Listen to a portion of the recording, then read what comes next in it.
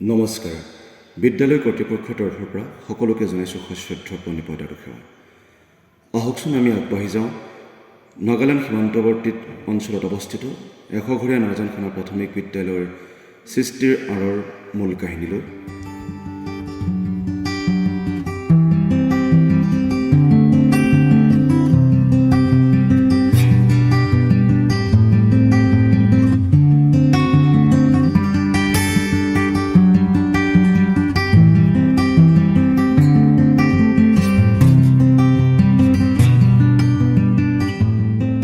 যোৰহাট জিলাৰ তিতাবৰ মহকুমাৰ সদৰৰ পৰা প্ৰায় ২৪ কিলোমিটাৰ নিলগত অসম নাগালেণ্ড সীমান্তত অৱস্থিত এশঘৰীয়া নাৰ্জানখানা গাঁও।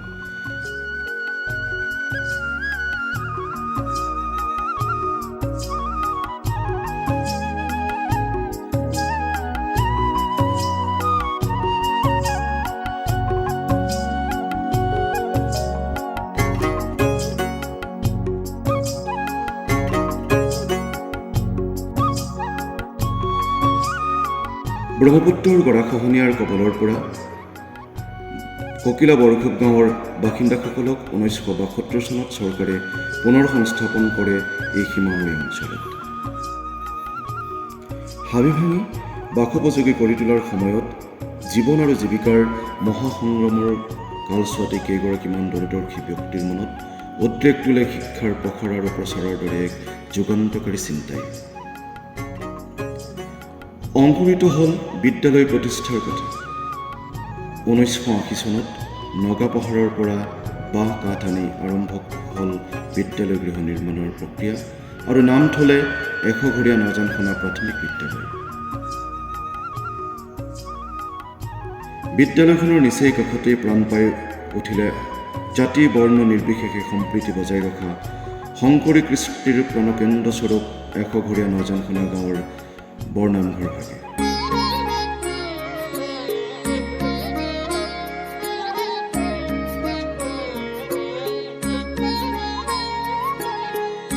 নামঘৰ আৰু বিদ্যালয়ৰ গাঁওখনৰ আধ্যাত্মিক শৈক্ষিক তথা বৌদ্ধিক দিশৰ উত্তৰণৰ ধ্বজ্জাবাহক স্বৰূপে এতিয়াও জিলিকি আছে গাঁওখনৰ মধ্যত।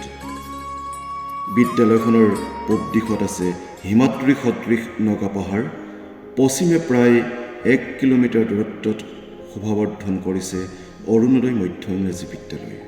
ঠিক সেইদৰে উত্তৰে বেকাজান হাইস্কুল আৰু দক্ষিণে ৩৬ঘৰীয়া গাঁও। লিখিত দলিল হিচাপে পোৱা ১৯৮০ চনৰ এখনি চৰকাৰী মোহৰযুক্ত কাগজৰ পৰা তথ্য লোৱা অনুসৰি আমি জানিব পাৰোঁ যে বিদ্যালয়খনৰ মুঠ মাটিকালি ২.৫ বিঘা। ইয়াতে আছে বিদ্যালয়খনৰ গৃহ আৰু লগতে আছে ছাত্ৰ ছাত্ৰীসকলে খেলা ধূলা কৰিব পৰাকৈ এখন সুন্দৰ খেলপথাৰৰ ব্যৱস্থা। বিদ্যালয়খনৰ প্ৰতিষ্ঠাত বিশেষ অৰিহণা থকা দূৰদৰ্শী প্ৰয়াত ব্যক্তিসকলক এই আপাহতে স্মৰণ কৰাৰ লগতে আমাৰ তৰফৰ পৰা জনাইছোঁ সশ্ৰদ্ধ প্ৰণিপাত। এইসকলৰ মাজতে আছিল আৰু এজন মহান আদৰ্শৱান ব্যক্তি প্ৰয়াত গোপেন দাস। তেখেত আছিল প্ৰতিষ্ঠাপক সভাপতি।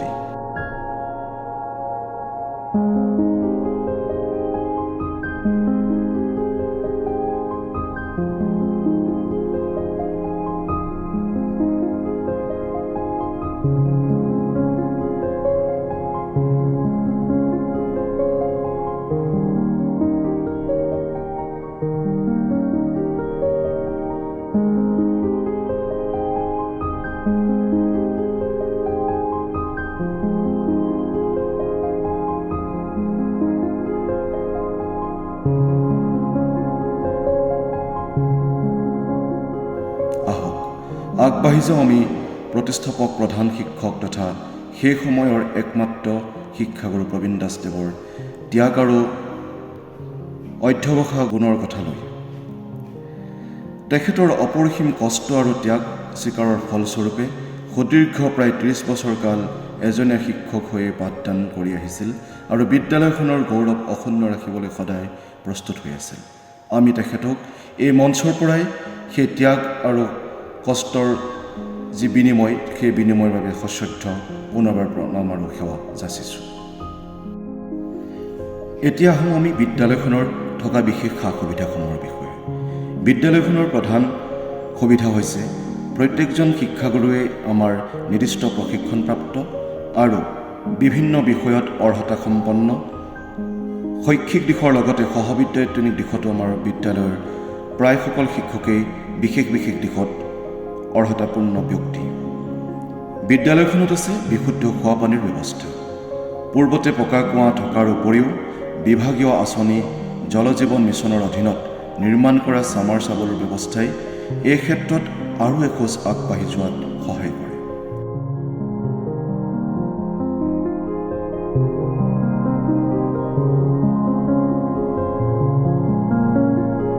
মৰমৰ যোৰহাটৰ কাৰ্যসূচীৰ অধীনত বিদ্যালয়খনত গঢ়ি তোলা হৈছে মৰমৰ কানন নামেৰে এখনি ফুলনি বাগিচা।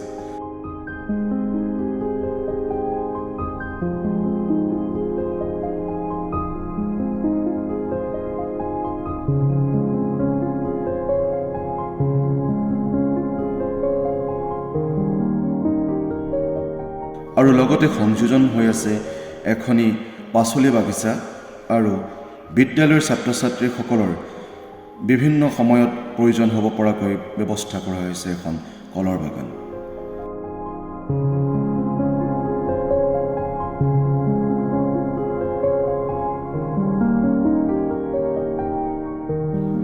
আৰু বিদ্যালয়খনৰ ছাত্ৰ ছাত্ৰীসকলৰ শৈক্ষিক আৰু বৌদ্ধিক দিশৰ উত্তৰণৰ ক্ষেত্ৰত গুৰুত্ব প্ৰদান কৰি বিদ্যালয় কৰ্তৃপক্ষই 5 শতাধিক কিতাপৰ সংযোজনেৰে বিদ্যালয়খনত গঢ়ি তুলিছে এটি পুথিভঁৰাল।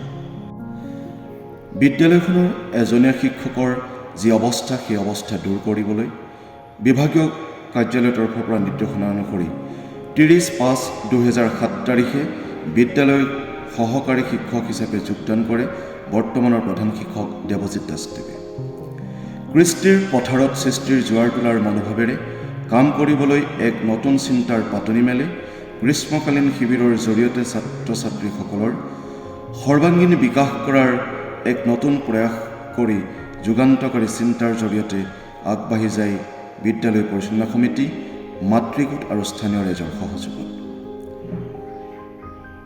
গ্ৰীষ্মকালীন শিবিৰৰ অনুষ্ঠান অনুষ্ঠিত কৰাৰ ক্ষেত্ৰত সহযোগ আগবঢ়ায় বিদ্যালয় পৰিচালনা সমিতি, মাতৃগোট আৰু স্থানীয় শুভাকাংক্ষী লোকসকলে।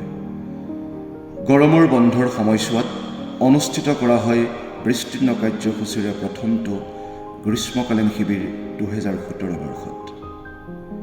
থমকি নৰয় তেতিয়াৰ পৰা নিৰৱচ্ছিন্নভাৱে গ্ৰীষ্মকালীন শিবিৰ অনুষ্ঠিত কৰি অহা হৈছে 100 ঘৰীয়া নজনখানা প্ৰাথমিক বিদ্যালয়ৰ প্ৰাংগণত।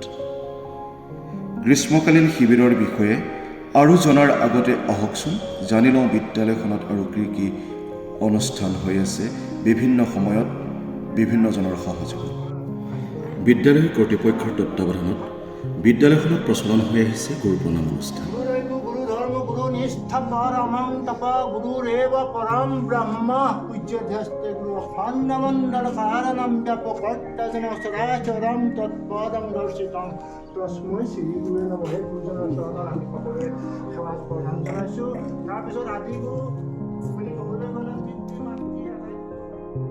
ছাত্ৰ ছাত্ৰীসকলৰ নৈতিক আৰু আধ্যাত্মিক চেতনা জাগ্ৰত কৰাৰ প্ৰয়াসৰে প্ৰতি বছৰে উৎসৱ বিদ্যাৰম্ভৰ লগত সংগতি ৰাখি নতুন পাঠ্যপুথি বিতৰণৰ সময়ত আদিগুৰু পিতৃ মাতৃ আৰু শিক্ষাগুৰুসকলক প্ৰণাম কৰাৰ এক পৰম্পৰা চলি আহিছে বিদ্যালয়খনত। ছাত্ৰ ছাত্ৰীসকলৰ সৰ্বাংগীন বিকাশৰ বাবে বিদ্যালয় কৰ্তৃপক্ষই বাৰ্ষিক খেল ধেমালি অতি উলহ মালহেৰে অনুষ্ঠিত কৰে, যাতে বিদ্যালয়ৰ পৰাই খেলৰ গুৰুত্ব অনুভৱ কৰিব পাৰে ছাত্ৰ ছাত্ৰীসকলে।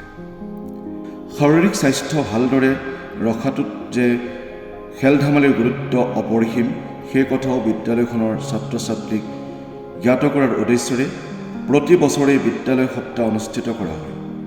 বিদ্যালয়ৰ গৌৰৱ ছাত্ৰী কমলা দাসে টাইকোৱাণ্ডোৰ খেলত অসমৰ বিভিন্ন অঞ্চলত বিভিন্ন ঠাইত সোণৰ, ৰূপৰ আৰু ব্ৰঞ্জৰ মেডেল পাবলৈ সক্ষম হৈছে। বিদ্যালয়খনৰ সফলতাত বিদ্যালয় পৰিচালনা সমিতি আৰু মাতৃগোটৰ ভূমিকা যথেষ্ট আছে। তেখেতসকলৰ অসীম কষ্ট আৰু ত্যাগৰ ফচলৰূপে বিদ্যালয়খনৰ পৰিচালনা সমিতি আৰু মাতৃগোটে 2019-2020 বৰ্ষ, 2022-2023 বৰ্ষ, 2023 আৰু 2024 বৰ্ষত তিনিবাৰকৈ যোৰহাট জিলাত শ্ৰেষ্ঠ বিদ্যালয় পৰিচালনা সমিতি আৰু মাতৃগোটৰ সন্মান বুটলিবলৈ সক্ষম হৈছে। এই শুভ সন্ধিক্ষণতেই বিদ্যালয় কৰ্তৃপক্ষই তেখেতসকলৰ চৰণত প্ৰণিপাত আৰু সেৱা জনোৱাৰ লগতেই ধন্যবাদ জ্ঞাপন কৰিছে আৰু ভৱিষ্যতেও এনেধৰণৰ সেৱা তেখেতলোকৰ পৰা আশা ৰাখিছে। বিদ্যালয়খনত বন্ধু বিদ্যালয়ৰ জৰিয়তে বিভিন্ন খেল ধেমালি অনুষ্ঠিত কৰাৰ উপৰিও এখন বিদ্যালয়ৰ শিক্ষকে নিকটৱৰ্তী অন্য এখন বিদ্যালয়ত পাঠদান আগবঢ়োৱাৰ ফলস্বৰূপে ছাত্ৰ ছাত্ৰীসকল শৈক্ষিক দিশতো উপকৃত হৈছে, যাৰ ফলত আমাৰ বিদ্যালয়ৰ ছাত্ৰ ছাত্ৰীসকল পূৰ্বৰ তুলনাত যথেষ্ট পৰিমাণে আগবাঢ়ি যোৱাত সহায় হৈছে। 2022 বৰ্ষৰ 16 আৰু 17 ডিচেম্বৰ তাৰিখে দুদিনীয়া বৰ্ণাঢ্য কাৰ্যসূচীৰে এই বিদ্যালয়তে বিদ্যালয় কৰ্তৃপক্ষ আৰু বেকাজান মণ্ডলৰ মণ্ডল সমল কেন্দ্ৰ সমন্বয়কৰ পূৰ্ণ সহযোগিতাত বেকাজান আৰু নগাবাদ মণ্ডলৰ 16খনকৈ বিদ্যালয়ৰ অংশগ্ৰহণেৰে অনুষ্ঠিত কৰা হয় সামূহিক উৎসৱ। এই সামূহিক উৎসৱত মূল উদ্দেশ্য আছিল আমাৰ স্থানীয় ব্যক্তিসকলক বিদ্যালয়সমূহৰ লগত জড়িতকৰণ কৰা। এই অনুষ্ঠানত বিভিন্ন বিদ্যালয়ৰ ছাত্ৰ ছাত্ৰীসকলৰ লগতে বিভিন্ন বিদ্যালয়সমূহৰ বিদ্যালয় পৰিচালনা সমিতি আৰু মাতৃগোটসমূহৰ বাৰেৰহণীয়া সাংস্কৃতিক অনুষ্ঠানৰ পৰিৱেশনৰ জৰিয়তে অনুষ্ঠানটি সৰ্বাংগ সুন্দৰ কৰি তোলে। বিদ্যালয় কৰ্তৃপক্ষই বিভিন্ন সাংস্কৃতিক কাৰ্যসূচীসমূহ অনুষ্ঠিত কৰাৰ লগতে ছাত্ৰ ছাত্ৰীসকলৰ বিদ্যায়তনিক দিশত যাতে কোনো ধৰণৰ বিৰূপ প্ৰভাৱ নপৰে তাৰ প্ৰতিও সদা সচেতন হৈ থকা পৰিলক্ষিত হৈছে। বিদ্যালয়ৰ দীঘলীয়া বন্ধৰ সময়ত গৃহকৰ্ম হিচাপে প্ৰশ্ন পুস্তিকা প্ৰস্তুত কৰাৰ লগতে ছাত্ৰ ছাত্ৰীসকলৰ মাজত বিতৰণ কৰি নিৰ্দিষ্ট সময়ে সময়ে সেইসমূহ পৰীক্ষণৰ ব্যৱস্থা কৰি আহিছে। গছ থাকিলেহে মানুহ থাকিব, এই আপ্ত বাক্যশাৰীক সৰুগত কৰি বিভিন্ন সময়ত বৃক্ষৰোপণ কৰাৰ কাৰ্যসূচী হাতত লোৱাৰ উপৰিও বিভাগীয় নিৰ্দেশনা অনুসৰি অমৃত বৃক্ষ আন্দোলনৰ অংশীদাৰ হৈ বিদ্যালয়খনে বৃক্ষৰোপণ কৰে বিদ্যালয়ৰ চৌপাশত। স্বচ্ছতাই সেৱা মনোভাৱেৰে স্বচ্ছ ভাৰত অভিযান কাৰ্যসূচী ৰূপায়ণ কৰা হয় বিদ্যালয়খনত। এই ক্ষেত্ৰত স্থানীয় ৰাইজৰ সহযোগ, মাতৃগোটৰ সহযোগ আৰু বিদ্যালয় পৰিচালনা সমিতিৰ সহায় সহযোগ সদায় এই মনত ৰাখিবলগীয়া ধৰণৰ। বিদ্যালয়খনত বৰ্তমান শিক্ষকতাৰ কৰ্ম সম্পাদন কৰি আছে শ্ৰদ্ধাৰ শ্ৰীযুত দেৱজিৎ দাসদেৱে, শ্ৰীযুত কানাইঘাচী দেৱে, শ্ৰীযুত মাধৱ সন্দিকৈদেৱে আৰু শ্ৰীযুত উৎপল ফুকনদেৱে। এখেতসকলৰ প্ৰচেষ্টাৰ বিদ্যালয়খনে নিজৰ গৌৰৱ অক্ষুণ্ণ কৰি ৰাখিছে। হিমাদ্ৰী সদৃশ উচ্চশিৰ কোনোদিনে নতশিৰ হ'বলৈ নিদিয়াৰ প্ৰতিশ্ৰুতিৰে দৃঢ় সংকল্পবদ্ধ হৈ তেখেতসকলে পাঠদানৰ লগতে বিভিন্ন কাৰ্যসূচীসমূহ পূৰ্ণ উদ্যমেৰে ৰূপায়ণ কৰি আহিছে। বিদ্যালয়ৰ ৰন্ধনকৰ্মীসকলৰ প্ৰচেষ্টাত প্ৰধানমন্ত্ৰী পোষণ যোজনা আঁচনিয়ে সফল ৰূপ লাভ কৰিবলৈ সক্ষম হৈছে। আহকচোন চিনাকি কৰি দিওঁ এখেতলোকক আপোনালোকৰ সন্মুখত। বৰ্তমানৰ ৰন্ধনকৰ্মী হিচাপে কৰ্ম সম্পাদিত কৰি আহিছে শ্ৰীযুতা কল্পনা দাস ডাঙৰীয়ানীয়ে আৰু শ্ৰীযুতা মামু দাস ডাঙৰীয়ানী বাইদেউ। বিদ্যালয়খনত আৰু এটি নীতি নিয়মৰ প্ৰচলন আছে। ছাত্ৰ ছাত্ৰীসকলৰ মাজত মিলাপ্ৰীতি সম্প্ৰীতি ভাৱ জাগ্ৰত কৰাৰ উদ্দেশ্যৰে বিদ্যালয়খনত প্ৰচলন হৈ আহিছে সম্প্ৰীতি ভোজন অনুষ্ঠান। ছাত্ৰ ছাত্ৰীসকলৰ জন্মদিন তথা বিশেষ সফলতাৰ মুহূৰ্তত অভিভাৱকসকলে বিদ্যালয়ত আগবঢ়ায় পুষ্টিকৰ খাদ্য সম্ভাৰ।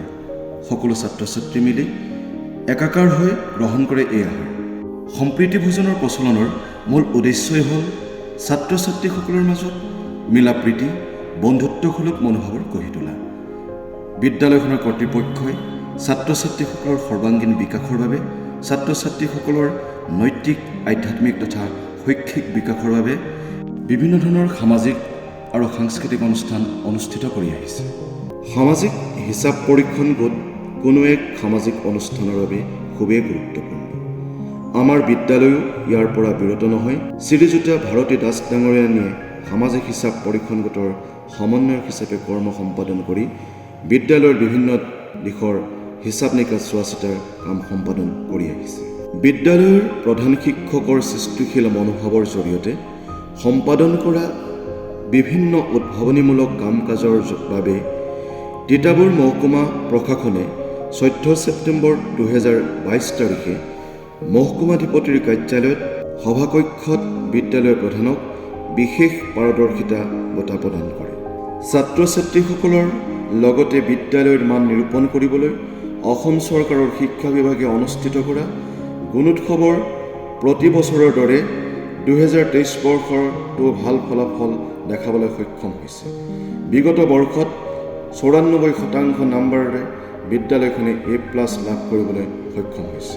শেহতীয়াকৈ যোৰহাট জিলা প্ৰশাসনে জিলা দিৱসৰ লগত সংগতি ৰাখি অনুষ্ঠিত কৰা গ্ৰন্থদান কাৰ্যসূচীত 100ঘৰীয়া 9জানখনৰ প্ৰাথমিক বিদ্যালয়ে চমকপ্ৰদ প্ৰদৰ্শনেৰে তিতাবৰ শিক্ষাখণ্ডৰ ভিতৰতে শ্ৰেষ্ঠ বিদ্যালয় হ'বলৈ সক্ষম হয়।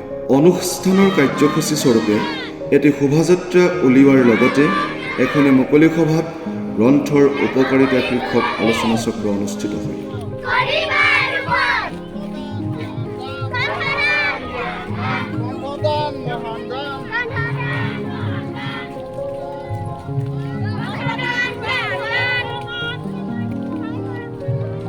নিৰ্দিষ্ট বক্তা হিচাপে উপস্থিত থাকে যুৱ সমাজকৰ্মী সত্যজিৎ যাদৱদেৱ। ছাত্ৰ ছাত্ৰী শিক্ষকসকল আৰু মাতৃগোটৰ সদস্যসকলৰ প্ৰচেষ্টাত আলোক নামেৰে এখনি হাতে লিখা আলোচনী উন্মোচন কৰা হয়। উন্মোচক হিচাপে উপস্থিত থাকে বেকাজান জাতীয় বিদ্যালয়ৰ অধ্যক্ষ শ্ৰদ্ধাৰ শ্ৰীযুত মন্তুষ কোঁৱৰদেৱ। বিভিন্ন মহলৰ পৰা বিদ্যালয়খনে প্ৰায় 2 শতাধিক গ্ৰন্থ লাভ কৰিবলৈ এই বিশেষ দিনটোত সক্ষম হয়। এই জিলা দিৱসৰ যি কাৰ্যসূচী আছিল, এই কাৰ্যসূচীৰ সফল ৰূপায়ণৰ ক্ষেত্ৰত বিদ্যালয়খনৰ শিক্ষকসকলৰ লগতে বিদ্যালয়খনৰ সভাপতি শ্ৰীযুত ৰমেন দাসদেৱ আৰু উপসভানেত্ৰী শ্ৰীযুত ভাগৱতী দাস ডাঙৰীয়ানীৰ যি অৱদান, সেই অৱদান যথেষ্ট মূল্যৱান আছিল। আহক এতিয়া আগবাঢ়ি যাওঁ গ্ৰীষ্মকালীন শিবিৰৰ বিষয়ে আলোকপাত কৰিব।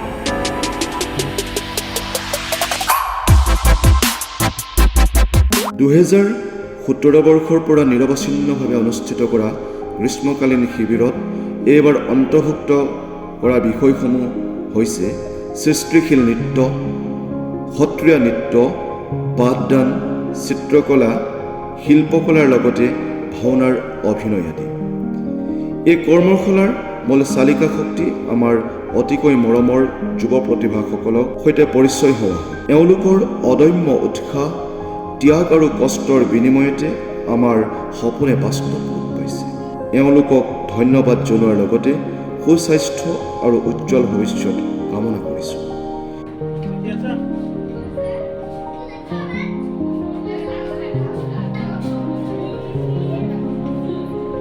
এই বৰ্ষত 4 জুলাইৰ পৰা 30 জুলাইলৈকে অনুষ্ঠিত কৰা এই কৰ্মশালাৰ বিভিন্ন বিষয়ে অনুশীলনৰ পদাংশ আপোনালোকলৈ আগবঢ়াম।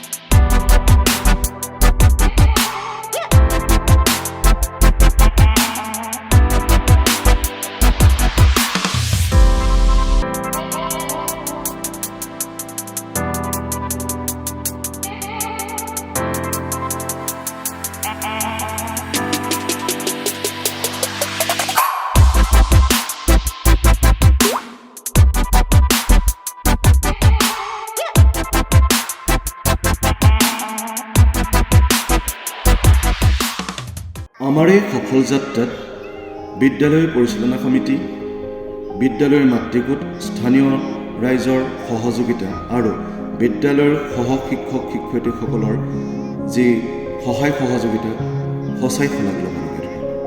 আমাৰ বিদ্যালয়খন আগবাঢ়ি যোৱাত সকলোৱে সহায় কৰাৰ বাবে বিদ্যালয় কৰ্তৃপক্ষৰ তৰফৰ পৰা সকলোকে আন্তৰিক শ্ৰদ্ধা আৰু ধন্যবাদ জ্ঞাপন কৰিছোঁ। আশা ৰাখিছোঁ আহিবলগীয়া দিনবোৰতো আপোনালোকৰ পৰা এনেধৰণৰ সহায় সহযোগিতা লাভ কৰি আমাৰ বিদ্যালয়খনে এক নতুন দিগন্তত স্থান লাভ কৰিবলৈ সক্ষম হ'ব। ধন্যবাদ।